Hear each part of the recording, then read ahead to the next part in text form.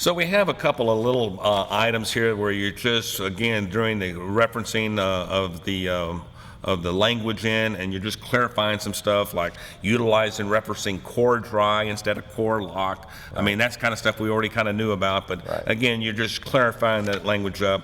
The density profiles, coming up on density profiles, we've had multiple conversations about this, not only within the industry, but within TxDOT, and we rewrote the whole wording for the density profiles. Let's walk through that because, again, this is going to have an effect on the contractors 1B out in the field. So let's walk through that one.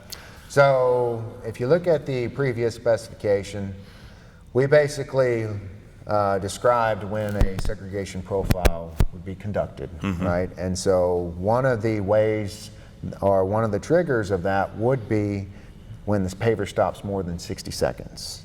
So we realized that, you know, it's not always a time, it's more of a temperature. So if it's 105 degrees outside and the paver stops for 60 seconds, probably not as big of a deal as if it's 40 degrees outside with 30-mile-an-hour winds, right? And so because of that recognition of a temperature rather than a time, we have now stated what's going to, so when a segregation profile is required, it's going to be based off of temperature. And so basically we have table 18 now in our specification that lists those temperatures, that when the minimum temperature of the uncompacted mat, so what does that mean? That means that if you go directly behind the paver where the rollers weren't able to compact the mat because the paver's in the way, the idea is what is that temperature? And if that temperature is less than 250, if using a 6422 binder, that's going to warrant a segregation profile. A density profile. But it's only if using the thermal cameras. We did not change, so when you're using the thermal imaging system, density profiles are still not applicable. They still are not required. And that's the carrot that you're giving the contractor to use that IR. That's correct. That's correct. So, and this is real important to note here is because, again, we've been out on multiple projects and we're really not even performing that 60-second paver stop. We're not performing that. And again, it's so imperative that it's temperature related because it pertains to density, right? It pertains strictly to density. So we need to make sure that we're doing these density profiles during these temperature times. And I think it's a good move. Again, from a contractor standpoint, it's a good move for the contractor to be able to identify those. Also, table 18 defines the high temperature grade binder, and then it also clarifies the mat temperature required segregation profile for warm mix, right? That's correct. And so when we're dealing with warm mix now, so when we talk about using warm mix, these temperatures in that table drop all the way down to 215 degrees. That's right. So if you're using a thermal camera and you're using warm mix, you will not have to run the segregation profile until the temperature drops below 215. Right. If you're using a compaction aid instead of warm mix, there's a 10-degree decrease off of this. So instead of the mix temperature being 250, in the case of 64, it's actually 240. That's going to trigger or warrant that segregation profile to be performed. I'd also like to point out too that we say the paver stops due to lack of material being delivered to the paving operations. So the idea behind that is that if that paver stopped because you're having difficulties getting the mix to the job, whether it's because of the number of trucks or because of traffic or what have you, that is the definition that we're given to the paver stops. I think that's a pretty good definition to go with them. The next section that we have in here, again, you're cleaning up some of the language with materials and test, deleting super pave A, those just cleaning up the deal. We clarified that mixture does not bond may be removed and replaced. That's underneath 4.9. So that's just clarification again. That was clarification. So the way that the current specification read was if the pavement contains irregularities and the mixture does not bond to the existing pavement. What we've done is we basically broke that out into two sentences. Two sentences. We made it, so now it's either or, if you will.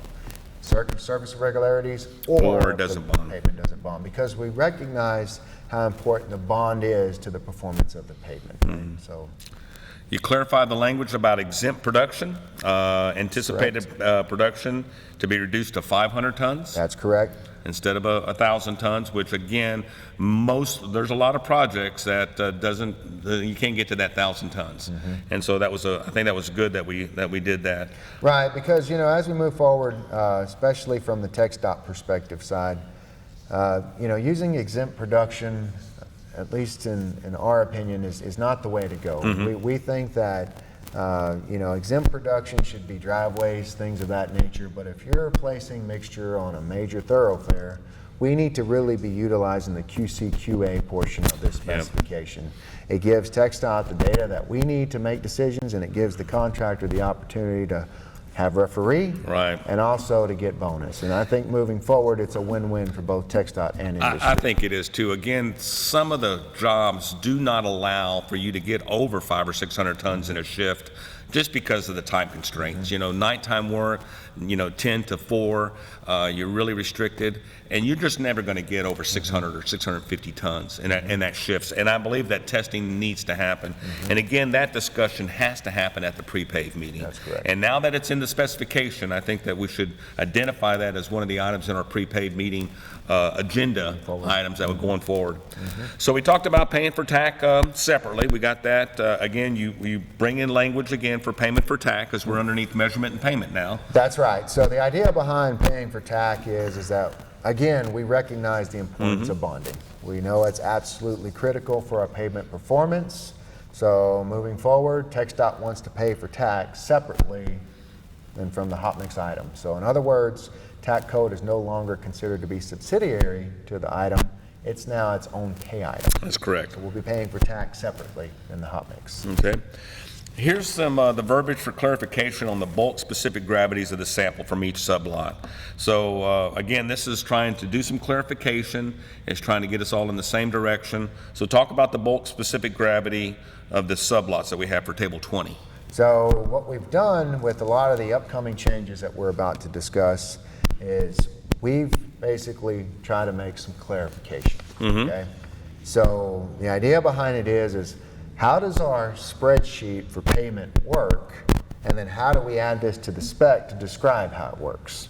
And so our spreadsheet for each sublot takes the average of that GA divided by the rice to calculate the density. And we do it individually for each sublot, and then those values are then averaged to determine the pay factor. And so we wanted to make that clear with this change, that we're not averaging all 4 GAs from all 4 sublots and then dividing it by the rice.